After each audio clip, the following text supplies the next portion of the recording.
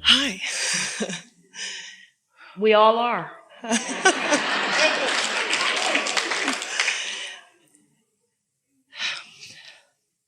So I want to talk about trust.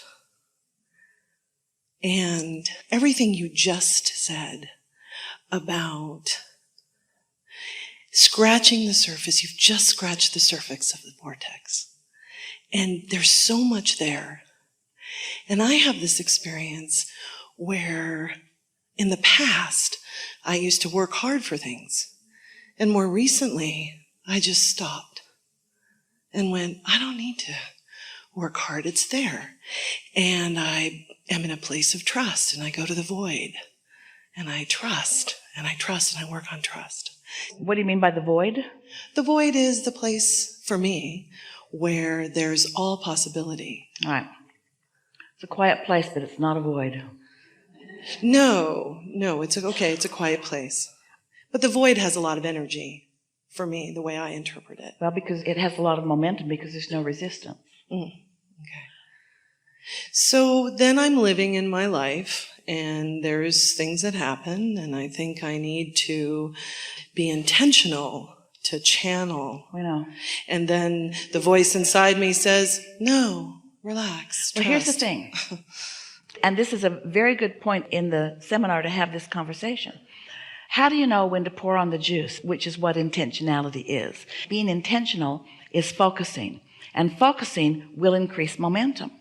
So you just got to be wise about it. Don't increase momentum when you're focused upon something unwanted, but do increase momentum when you're focused upon something wanted.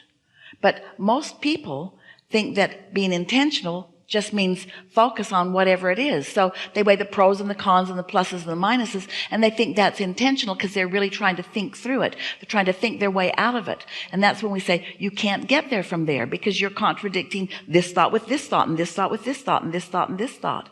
So that's why you want to go to that quiet place where you stop that silliness. And when you go to that quiet place, then who you really are and what you really want and what the strongest vibrational current of you then can be realized by you. Mm-hmm.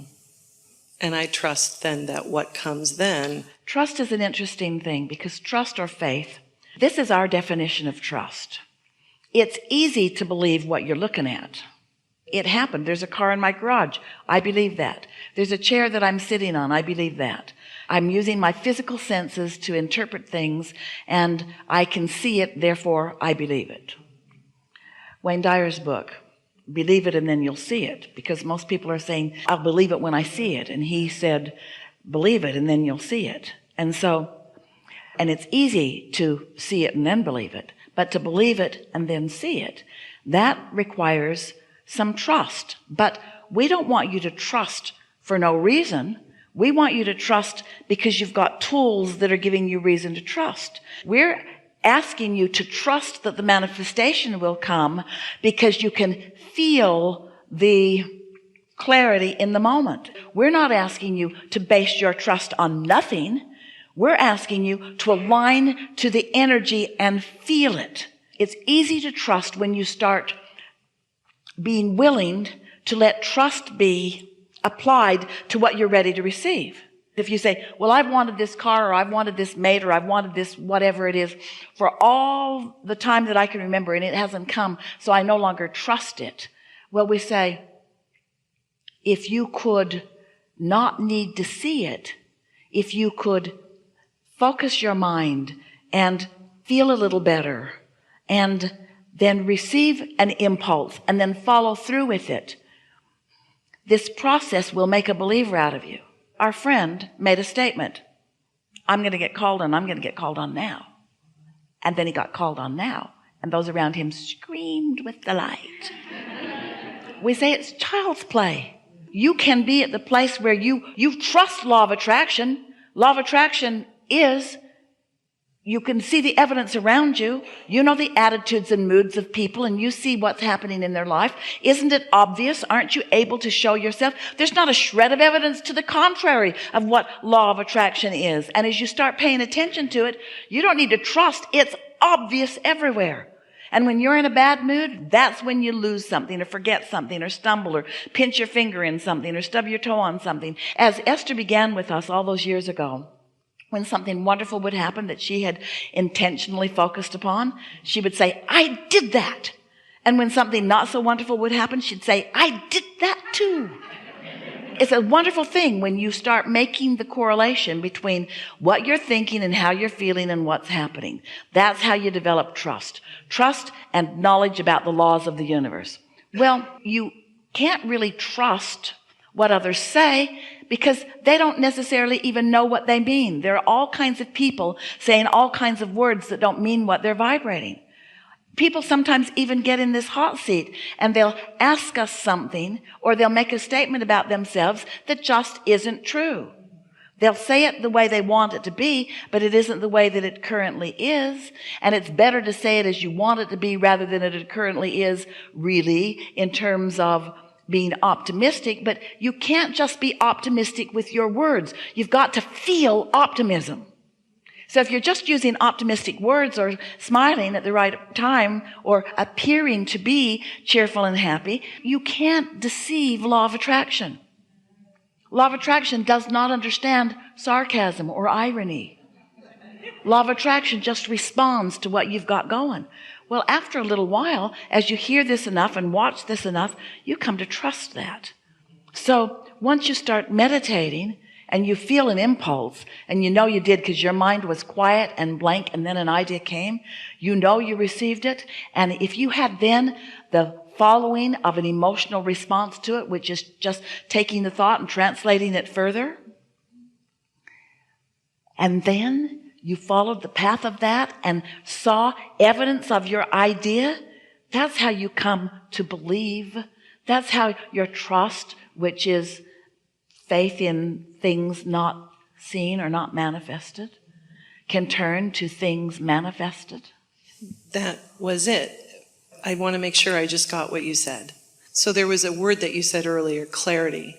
And I know clarity is something that I have felt a lot of in my life. And I've helped a lot of other people find clarity. Delicious feeling, isn't it? It because is. Think about clarity. Clarity is your emotional interpretation of the absence of resistance. So your thoughts aren't jumbled. You've got clarity. You're not saying, well, maybe this, I like that. But then, in confusion, there's no clarity, which means there's no alignment in confusion either. But there's alignment in clarity. Clarity is the emotional indicator of alignment. Just like appreciation is the emotional indicator of alignment. Just like love is the emotional indicator of alignment. Okay. And when I go to my original question to you about trust, when I go to the place of meditation, when I've allowed myself to let go of the mental focus that I believe in the past has brought me clarity, it all seems so unclear. This is what you're looking for. What you're saying is, I've thought my way to clarity. And you certainly can get into alignment and then follow a train of thought, and you can think your way to clarity. But you can't think your way to clarity from confusion. Because the more you think, the more confusing it gets. Yeah, and I don't want to do that. And so the sales job that we've been doing is quiet your mind, let it all ratchet down, and then focus there until the momentum becomes clarity. Because the first impulse, let's talk about this. Because you've been meditating, some of you a lot, so let's have this discussion with you. When Esther quiets her mind and comes into alignment with who we are, we offer every time the same words. We're extremely pleased that you're here. Are you knowing what you are wanting? As Esther comes into full vibrational focus with who we are. And then every time, have you noticed? She hits the ground running. She comes into almost instant and immediate clarity. But if Esther's got something that she's worried about and been working on, or something's going wrong, and she's trying to think her way out of it, and she's saying, well, that didn't work, and I don't know why that didn't work, and that shouldn't have happened that way, and maybe we should do something different. It just gets worse and worse and worse as she pokes around in it from that place of confusion.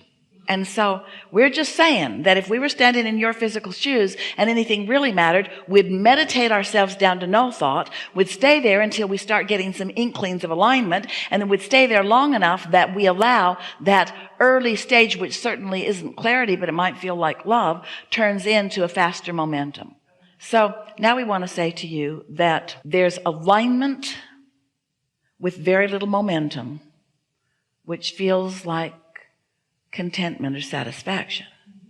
And there's alignment with more momentum that feels like knock your socks off enthusiasm or passion. And so we're talking about alignment that is sustained enough to allow the law of the universe, the law of attraction, to respond to that vibration. And what slows it down almost always, what always slows it down is a thought and then a contradicted thought, and then a thought and a contradicted thought. You can hold yourself in a place of no motion for long periods of time. So what did you derive from that? For my personal interpretation of my current state, is that... Which is going to be good, because your current state is one of alignment. So we just want to hear back what you heard. What I took for me is that... Good words? The initial inspiration that I feel when I'm in meditation and allowing to come up, that feels like it's not clear, that if I stay with it longer... It's not clear, it just doesn't have as much momentum as you're used to. Yes, exactly. I'm used to momentum in a way that I have learned it, and I'm now doing things differently. And many of you are used to what you're calling momentum, we're calling sprinkled with resistance. And that's why you often would prefer a negative thought to no thought, because you are misinterpreting the contradictions. It's like this feels meatier because there's more going on. There's more action involved in it. But you'll get the hang of it. In other words, once you meditate yourself into this understanding of this and you allow yourself to receive it and apply it, you've already elicited it by your contribution to your vortex. You've already asked for it. So you have elicited it, but now you will allow yourself to experience the benefit of the leverage of the energy that creates worlds. There's a leverage in alignment that is unspeakable, a leverage in alignment that you can witness and often cannot find words to. There's a cooperation in this alignment that is incomprehensible. There is a structure and an order to things. It brings order from chaos. The chaos was necessary to create the desire, and then the alignment brings order to it, which is the clarity and the intentionality that you are describing. Delicious. Thank you. Yeah.